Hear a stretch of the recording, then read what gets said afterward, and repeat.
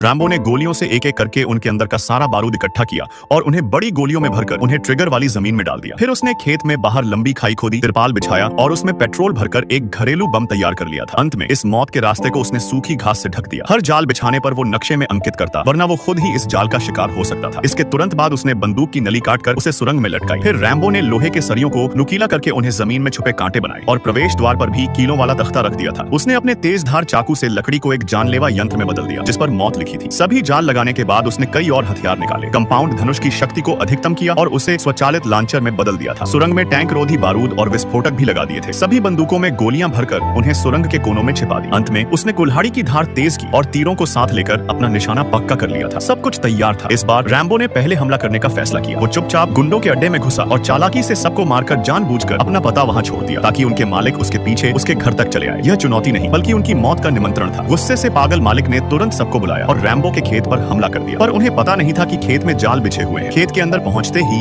एक गाड़ी जैसे ही जाल पर चढ़ी तभी धमाके से हवा में उड़ गई। आग की दीवार ने उनका रास्ता रोक दिया था, पर मालिक इतने से डरने वाला नहीं था। वे तो बस गाड़ी उतरकर रैम्बो के घर की ओर चल पड़े, पर दरवाजे में घुसते ही एक आदमी सामने से आते तीर से मारा गया। इसके अगले पल रैम्बो सुरंग से निकलकर तेजी से दूसरे आदमी को भी निपटा दिया। फिर दूसरे छेद से प्रकट होकर उसने गोला बारूद को उड़ा दिया जिसमें कुछ लोग और जलकर राख हो गए थे। रैम्बो के शक्तिशाली हमलों से दुश्मन तेजी से कम होते जा रहे थे। बचे हुए भाड़े के गुंडे पागलों की तरह सुरंग में घुस गए, जो उनके लिए एक बड़ी गलती साबित होने वाली थी। रैम्बो ने जानबूझकर उन्हें लालच दिया था। फिर बंदूक उतारकर वो आगे बढ़ने लगा और जैसे ही एक गुंडे ने गलती से यंत्र को छेड़ा तभी रैम्बो ने गोली चलाकर उसका भेजा उड़ा दिया। इस पूरी सुरंग में रैम्बो ने जगह जगह जाल बिछा रखे थे और वही एकमात्र उसका राजा था। जैसे जैसे गुंडे उसके जाल में फंसते गए वैसे वैसे रैम्बो सबका शिकार करता गया। उसने जानबूझकर संगीत बजाकर दुश्मनों का ध्यान भटकाया ताकि सब एक साथ उसके जाल में फंस जाएं और ऊपर पहुंच जाएं। उसे घेरने आए दर्जनों गुंडों में से अब मालिक अकेला बचा था। रैम्बो ने उसके लिए एक भयानक मौत सोच रखी थी। वो उसे अपने अंतिम युद्ध क्षेत्र में ले आया और आखिर में अपने छिपे हुए विस्फोटकों को एक साथ उड़ा दिया, जिससे धरती में एक भूकंप जैसी लहर उठी और सब कुछ नष्ट हो गया। रैम्बो ने कुछ ही पलों में अपनी बेटी की मौत का बदला लेने के लिए शहर के सारे गुंडों का सफाया कर दिया।